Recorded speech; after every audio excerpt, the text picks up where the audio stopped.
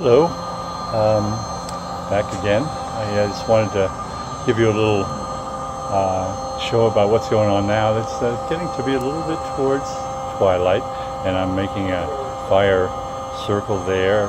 Got the DEET on the edge of the table just in case anybody needs to grab it. I have neighbors on both sides. I haven't met these people, I don't think. Maybe I have, I'm not sure. It's been quite a 24 hours. And there's a couple of guys over here who just came back from our fishing trip. And that's kind of cool. This is the pit as it is now. I actually had to get these stones here, and there aren't that many stones around here, but it wasn't that hard. There's usually a fire pit. See that big iron thing? And that's what I would have had to have the fire in tonight. But I thought, I didn't buy 2 stacks of firewood to put it in a box and cook it.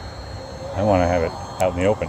And I would like to have had the fire around here, but I think there's probably some kind of building code about having a fire, underneath a roof. A roof which just so happened to save me. Not save me really, I could have run into my car or something like that. But if I'd been out in the open with that intensity of the falling of hail, it would have at least beaten me unconscious, and I don't know what else. It was very, very intense. I got a video of it, and I hope you get to see it sometime. But no obvious damage otherwise, really. Turned my windshield, nicked my windshield. The horrible sound you hear is my bed upper. I have a kind of a bad back, and I can't sleep on the ground or on one of those little air mattresses I've tried. So this is my one luxury out in the wild, he says, as he looks at his tent underneath the tin roof. Well, yes, I'm glad it's there. That's a nice tree there, isn't it? I don't really even know what type that is, but it's such a beautiful, look at the striations in the bark. I'll get a little closer if I can. Ooh, I don't know if this, it's not about, I don't want to walk over there, do I? Of course not. I want to use it. Oh, I want to use that zoom. That zoom. All right, can you see that all right? I think the camera's trying to get a bead on it, and my hand is not at, it's just probably too far away. Anyways, this is a cool camera here. I'm not sure if I can actually show you how it works, but it's an LG G5. And what happens is I have 2 different cameras on the back, and one of them's like this. We're not focusing anything, are we?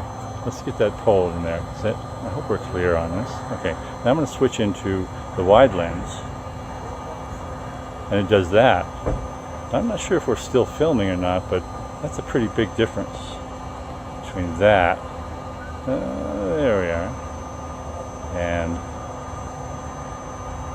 that. It's amazing.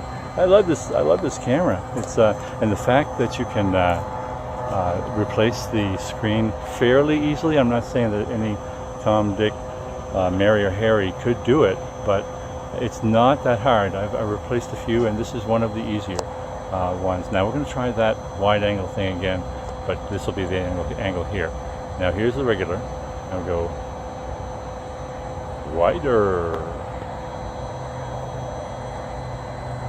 Less wide. It's very difficult. You have to have some kind of thing in the background, like this is the less wide. Let's go this way. This is the less wide. That's the wide. How in the heck do they do that? I guess this regular camera is a 16 megapixel, and the wide angle, it's 135 as opposed to a 75 or something like that aperture.